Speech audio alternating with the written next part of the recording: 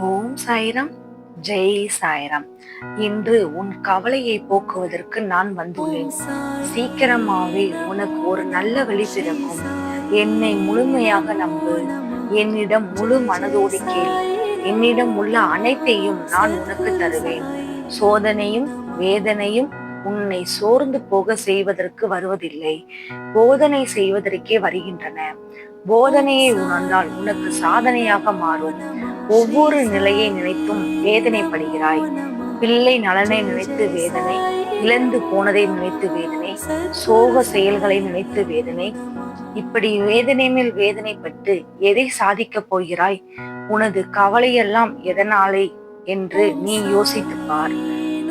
கவலையால் எதையுமே சாதிக்க முடியாதுதான்.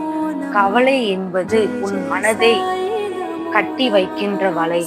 முதலில் இந்த வலைக்குள் இருந்து வெளியே வா. அப்போது எனது அனுகிரகம் உனக்கு கிடைக்கும். எனது அனுகிரகத்தினாலேதான் உனது கிரகம் சரியாகும். சீக்கிரமே உனக்கு ஒரு நல்ல வழி பிறக்கும்.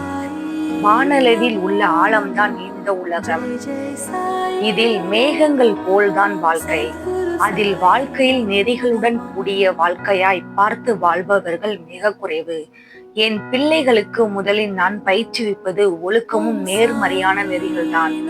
அதில்தான் நீ உள்ளாய். பயிற்சி நடக்கும்போது சில போராட்டங்கள், குழப்பங்கள் நிகழும். அதில் இது எதற்கு, நல்லதா கெட்டதா என்ற குழம்பி முடிவுகள் எடுக்க முடியாமல் போகும் தருணம் எல்லாம் வரலாம். அப்படி வரவில்லை என்றால் தான் பயிற்சி முறைகள் சரியில்லை என்று அர்த்தம்.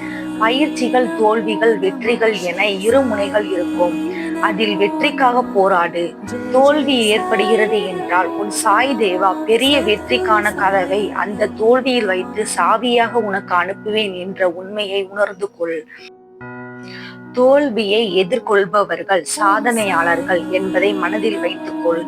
என் மேல் நம்பிக்கை வைத்து பொறுமையுடன் காத்து கொண்டு இரு. விரைவில் ஒரு நல்ல செய்தி உன் செவிக்கு வரப்போகிறது. சாயப்பாவை நம்புவர்கள் யாரும் கைவிடப் போவதில்லை. ஓம் சாய்ராம். ஜெய் சாய்ராம். என்னை நம்பு. உன் கவலைகள் மறப்பதற்கு நான் வழி செய்கிறேன்.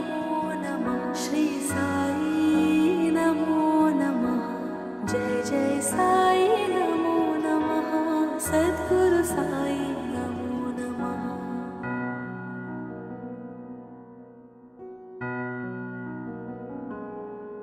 ओम साई नमो नमः श्री साई नमो नमः जय जय साई नमो नमः सद्गुरु साई।